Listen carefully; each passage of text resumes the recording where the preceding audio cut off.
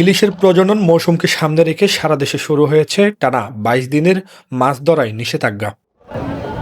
নিষেধাজ্ঞা থাকায় নদীতে নামতে পারছেন না জেলেরা, ফলে সংসার চালাতে কষ্ট হচ্ছে। তবে ইলিশ বাঁচাতে সরকারের নিয়ম মানতে বাধ্য বলেও জানান জেলেরা। এই ২২ দিন হনদে হনেক কেনা যায় মারা সরকার অবরোধ দিয়ে আরও অবরোধ মানি চললু কিছু সরকারের চল ফাতি দেয় ইনলেরা যারা আছে মানি জেলা আছে তারা চলি করে হনরকম চলে ২২ দিনও একটু হষ্ট হয়ে চলতে এর পরও মানে কি সরকারের অবরোধ তো মানা করিব।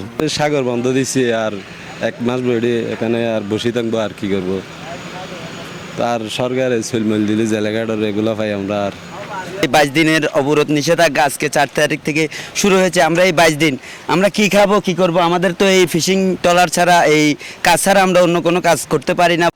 মাছ ধরার পাশাপাশি প্রভাব পড়ছে ট্রলার মালিক ও পাইকারি ব্যবসায়ীদের উপর। তারাও জানালেন তাদের প্রতিক্রিয়া। মাছের টাইম মেদি বাইরে নেভারের ফাইবারত মেদি বন্ধ দিয়ে দিছে সরকারে, বন্ধ এখন তো মানা করিব আর গরিবের তো কিছু নাই।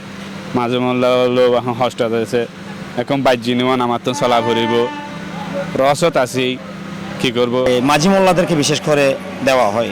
প্রত্যেকটা ব্যবসায়ী এবং শ্রমজীবী যারা এখানকার এই ব্যবসার সাথে সম্পৃক্ত জড়িত তাদেরকে যদি কিছু অনুদান সরকার থেকে দেয়, আশা করি সবার উপকার আসবে। নিষেধাজ্ঞা মানাতে কাজ করছে জেলেদের সংগঠনগুলো। তবে নিষেধাজ্ঞায় সরকার যে চাল বরাদ্দ রেখেছে তা যেন সঠিকভাবে জেলেদের হাতে পৌঁছায় সেদিকেও খেয়াল রাখতে বলছেন এই নেতা।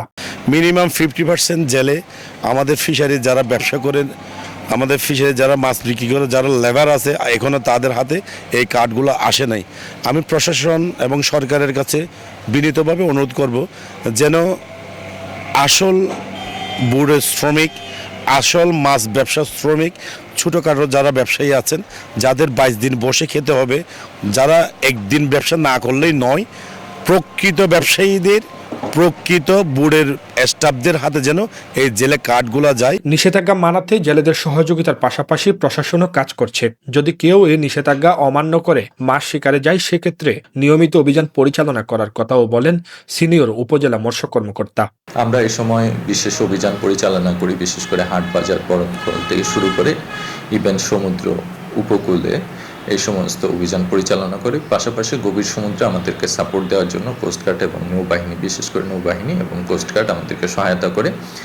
তাদের মাধ্যমে যদি কোনো বোট আমরা ধৃত করতে পারি বা আমরা নিজেরাও ধৃত করতে পারি তাহলে প্রচলিত যে আমাদের আইন আছে মৎস্য সুরক্ষা সংরক্ষণ আইন ১৯৫০ এবং সামুদ্রিক মৎস্য আইন ২০২০ এবং সামুদ্রিক মৎস্য বিধিমালা ২০২৩ সেই অনুসারে কিন্তু আমাদের জরিমানা করার, নিয়মিত মামলা দেওয়ার এবং মোবাইল কোর্টের মাধ্যমে জেলা প্রশাসন এবং উপজেলা প্রশাসনকে ইনভলভ করে শাস্তির ব্যবস্থা কিন্তু আছে, জেল জরিমানার বিধান। সরকারি সহায়তা পেলেও জেলেরা অভিযোগ করছেন সবার হাতে সেই সহযোগিতা পৌঁছায় না। যে মৎস্য অধিদপ্তর জেলে কার্ড দিচ্ছে, আসলে যারা কি প্রকৃত জেলে মাছ ধরে সমুদ্রে মাছ শিকার করে এরা কি আদৌ পর্যন্ত এই জেলে ভাতার আওতায় আসতে পারছে কিনা?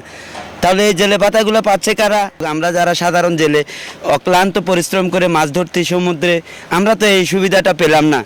কোনো ব্যবসা নাই তো আর এছাড়া এর কত করে ব্যবসা করি, বড় মানুষ ফার করে হিং করিয়ে চলে দিই, এগুলো আমাদের পাই না, গরিব এখনো না পায়, গভর্নমেন্টের হাতে। টানা ২২ দিনের এই নিষেধাজ্ঞা হয়তো জেলেদের জীবনে বাড়তি চাপ তৈরি করছে। তবে দীর্ঘমেয়াদে এর সুফল মিলছে দেশেই। বাড়ছে ইলিশের উৎপাদন, সমৃদ্ধ হচ্ছে মাছের ভান্ডার। প্রজনন মৌসুমে মা ইলিশ বাঁচানোই সবার একমাত্র প্রত্যাশা। সাইদুর রহমান শিমুল, চিটাগং ট্রিবিউন।